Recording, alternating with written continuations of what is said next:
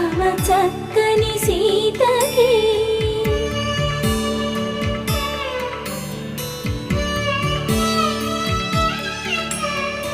ఎర్ర జాబిలి చేయి